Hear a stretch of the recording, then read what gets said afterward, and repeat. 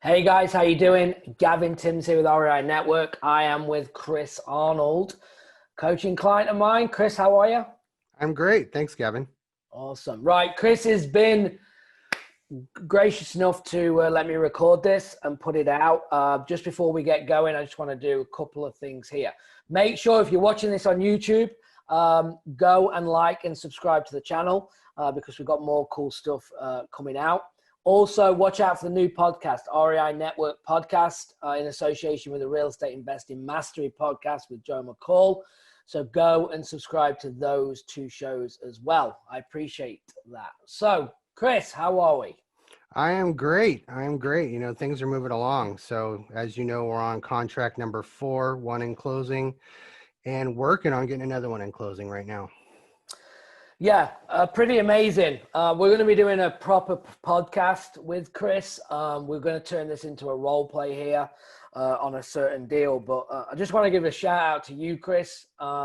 Pretty amazing. Month one. I'm not Thank going to you. lie.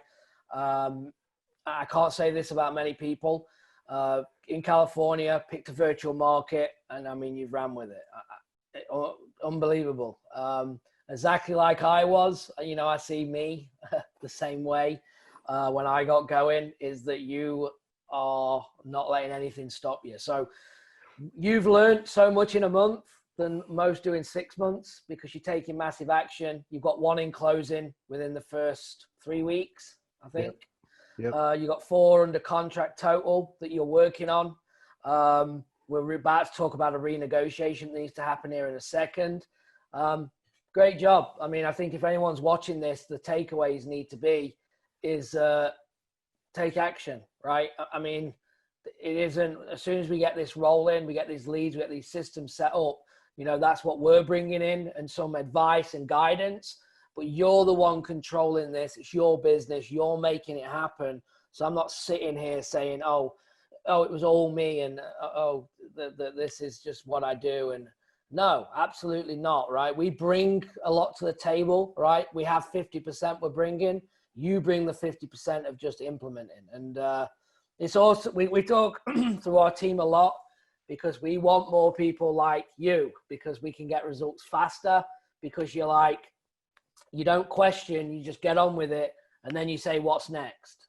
And that's a great conversation to have. So Excellent. Thank you. Thank you. Right, so let's talk about this deal. We've got a second one that we're wanting to send to closing, okay? So talk to us, give us a bit of background, and then let's look at what you did and what we could have done.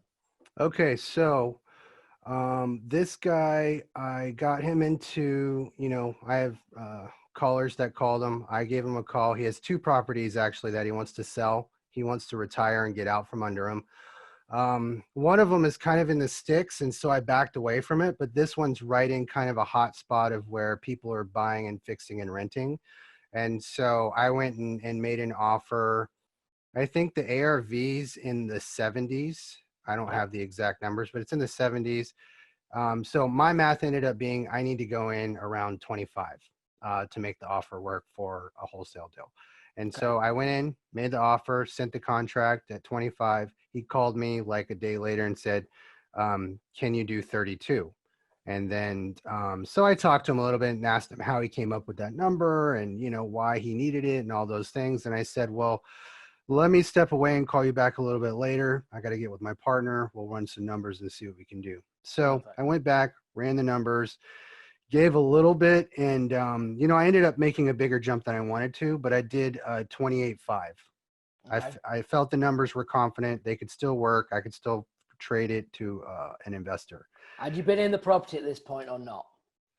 I hadn't, but there were some good. Oh, I sent a runner out to take pictures for me. Okay. Sorry, So I missed that part. Okay. Right. So, yep. So we had, as soon as we were in conversation and he wanted to redo the offer, I needed to see the property. Right. So I have a runner that's local. He actually is an Uber driver. And so he ran over, took some pictures, sent them. And then I realized there's no way we can get to 32 for sure. And we did a lot of talking, and I know I jumped to like 26. It went on for back and forth for a few days. We landed on 28.5. He said, if you can do 29, I'll sign the contract right now. I thought you said when we're close, get it signed. 100%. And so I got it signed. He sent it back via DocuSign. And then I sent it to I'm in California. So I sent it to my wholesaler who's in New Orleans, who works in the Baton Rouge, Lafayette, and New Orleans market. And so he brought a buyer to the table. We got him into the property, and his offer is 35. Got it. Okay. Cash right now. So we want to get it into closing as soon as possible. And Yep. so my wholesaler came to me and said, hey, do you think your guy will go down now that we've been in the property? And I Yep. said, I don't know. Let me check. Yeah. So. Okay. So a few good things there. Absolutely right. If it's close, you get it under contract, because you're squabbling early doors in the negotiation from 25 to 29. We're talking $4,000, right? And we don't really know if we've got to come back down. We don't, we think there's enough spread in there to go for a 10, right? So I think, yes, close enough. Now, if you would have been 20,000 off, then obviously that's not close enough, right?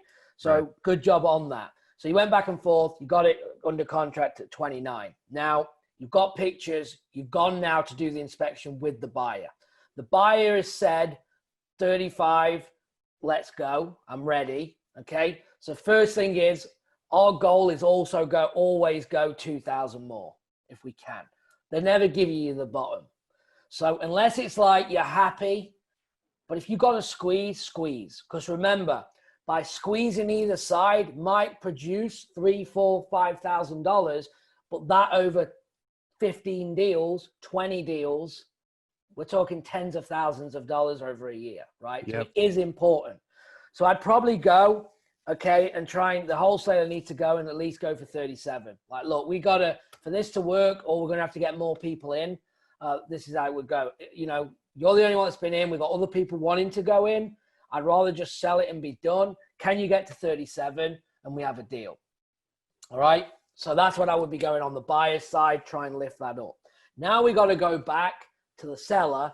All right. And this is where it can get a little dicey, right? So the good thing is that we have the price. So we know what we need to get it. We already know we have money. We have $6,000. We want to shoot for 10 more, for 10 plus, right? On our fees, minimums. Yep. Right. So 6, it is what it is. If we have to do it, all right, we make money. It's not the best, but it's money, it adds up. It's better than losing the deal, but we got to try. Again, we get 2 up, we're at 8,000. Now can we go and get it down?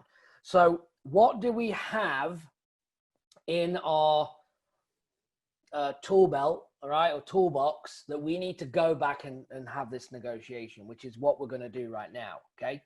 A few things that I would be looking at before going into this. You start at 25, okay? So that's a big thing that you've already told him. You went in at 25, okay? So take that into consideration when we go back to renegotiate, because you already knew that. You went back and forth. You've not seen it. You've got pictures. We've not done the inspection. Buyer goes in. Now, why? Okay, what did you ask for? 40? How many did you ask for the buyer, or you didn't? 43. Okay. I think he was at 43. 43 came in at 35. You can get him at 37. I'm convinced. Right. Yep. We're at 35 right now. Okay, for what it is, and that's just one back. Ideally, as you build more buyers, you want more buyers going in. But I think we can get it up a couple of thousand quite comfortably because you position the 43. Now, the key is why can't the buyer pay 43? Because it needs this and this and this, and the repairs are more, or it won't sell for as much, or whatever, right? The 3 R's, the resale value, the repairs, and the rent. It could be on one of them. Okay, so let's say it's the repairs. So why can't the buyer pay it? You get that information from your wholesaler on the ground, and it's okay. Well, look, it needs a new roof. Like, we didn't know that. The roof looked all right, but it's 20 years old. The nails are popping out the top. Blah blah blah. Right? The ammo for the seller. So we get all this thing, and then this is then what I would be leading into. Okay. So I know I was already at 25, touching point. I know that these repairs, the pictures couldn't see. Okay. Yep. Go back in. So, hey, so let's just say, and I want you to act how we act, because I know you've already done this, right? Okay. and he wouldn't move. So we're not going to push him, but I want you to be honest with what you did and what I'm going to do. And you can say it wouldn't have mattered anyway. Then that's a fair comment for you to have, right? So I'm not saying that, oh, this would have just been the way. I'm just saying from the conversation what I would be going back into. Okay. So let's say, ring, ring. Hello. Hey, Chris, how you doing? It's Gavin. Can you talk for a minute? I can. Awesome. Right. So look, we've just been over and done the inspection on the property. And there's a few things that come up I just got to talk to you about. All right. Obviously we got the pictures and everything, but it looks like it needs a new roof and we'd not planned on that. And I want to talk to you about the price. I originally came in, I was a little worried about this at the start. I came in at 125, as you know, and we went up because I thought I could do that. But, with this new roof, that's going to cost us $8,000. And I'm not asking you, Chris, to drop 8,000, but is there anything that we can do? Because I'm struggling to, make this work right now. Okay, well, we agreed on a price already, and I had someone else that was interested in it, so I can just bring them to take a look at it. I can wait for them. Okay, so you got somebody else interested? Yes. Yeah. Okay. Well, no, I understand that. I just want you to know where we're coming from. I'm not I don't want to be coming back and, having this conversation, but I'm ready to go and close. So we're ready to move forward. I just want to know if you can come down a little bit. I mean, could you do 126? 26? Are you saying 26,000? Yeah, 26. Yeah, it's no. I mean, we talked about 29, and remember, I asked you for 32 when we first started. You did, yeah. And so I feel confident that I could sell it at that price. So if I go lower than that, it doesn't make sense for me. Yeah. No, it makes sense, but I mean, I just don't want you to go through all the hassle. Like, we're ready to go if I can. Yeah, I mean, there must be something. Can we meet in the middle at least? Like, I'm at 26, you're at 29. Can we go in the middle and just get it done? And then I'm ready to close. Okay, I'm going to step out of the role play for a second. Okay, so that would have been my final. Okay, that was going to be it. So this is my final, right? Okay. So if you go, no, now you're getting annoyed. Yeah. I've pushed you enough, but you've given me enough that you've not really pushed me yet, right? Right, you're not at the edge. And, but if you're like, no, if you go, look, I've told you 29, or so I'm getting someone else in, then I go, all right, look, just give me a couple of hours. I might have to get one more person in. Let me see if I can work the numbers. And then I'm going to calm it down and then I'll come back and accept, right? Okay. But you see how I push one more time just to see if I could get you 1,500 less. Yeah. Yeah. That was so good. I'm pivoting, and then I'm saying, just meet me halfway. And, well, I know you're at 132, but I was at 120. There's no way I could have made this work at 32. Yeah. I need to be at 26 if we could do it. No. Well, can we meet in the middle? So then we're going 27.5 or whatever the middle is. Yeah. Right? So you notched it. I notched it. Yeah. So I'm then trying to meet him. So he's winning. He's winning in the negotiation. Right. That Makes was sense? good. Yeah. But I didn't I'm know if winning. you wanted me to go with you or do what we did on the call. He told the line. If he bulldozed you. Yeah. And you can only, that's why when we talk about this, I'm not on the phone. So I can't say this is what I would do because I need to feel the energy, right? But sometimes I would go, depending on how our previous conversation, I'll just go, look, Chris, I'm going to be honest with you. We're squabbling over 3,000 here. And I know you don't want a hassle of other people going in and doing all that. I mean, you just don't want the hassle, Chris. I know you don't. So I'm going to, but if he's like, give me the stern, like, after that last play, you go, look, I've told you 129, I'm not moving, I'm getting someone else in. I would then have gone, look, all right, I get it. Let me go to my guys. Let me see if we can work on this price or do this, whatever I've gone to negotiate with. And then I'm going to say, give me an hour and I'll call you back. And then I'll just wait for an hour, call back. All right, let's go. Let's do it. Okay. Yep. Make sense? That was real life too, because to a certain extent, I did what you did. I ratcheted it. I went on the phone with points, repair points, We were here, now we're here. And then he was literally just towing the line. Oh, I could just fix it and rent it, or I can get someone else in there. And so he had immediate comebacks, Yeah. and so your play was perfect because it just would have been ratcheting and getting closer and closer. But Yeah. you didn't give up. You said, I'll still have to see, right? Oh, yeah. At the end, you didn't just give it to him, right? No, because I'm going to have to see, because then I'm going for the last slide. Him go, fine. All right. If we can do this, then, he may have just before I got off, just gave me just all right, whatever. Let's just do that. But if he didn't, I'm going to go and let him sit on it, right, and wait. And this depends on how long you've had the deal. Like, we'll wait a day. Sometimes we'll just hold to see if we can get that message to come in going, all right, I've thought about it. Let's just get it done, and then that will happen. But you have to play on how aggressive and how, no, I'm going to call him now and get this guy in. Well, no, just give me an hour. Hold on a minute. Calm down. Let me go. I'm going to come back. And then I'll just say, look, let's get it done. And you tried, right? Yeah. Well, guess what? 8 times out of 10, right? They're going to move a bit. You're going to get it. And sometimes you have to go big. I mean, you have to look, we need this. We got to move it 10 grand, 15 grand. I mean, we've moved it. We had one guy, right, real quick. We had it at 32 and we had to go to 12. And we were going to sell this at 22, right? And he was having none of it.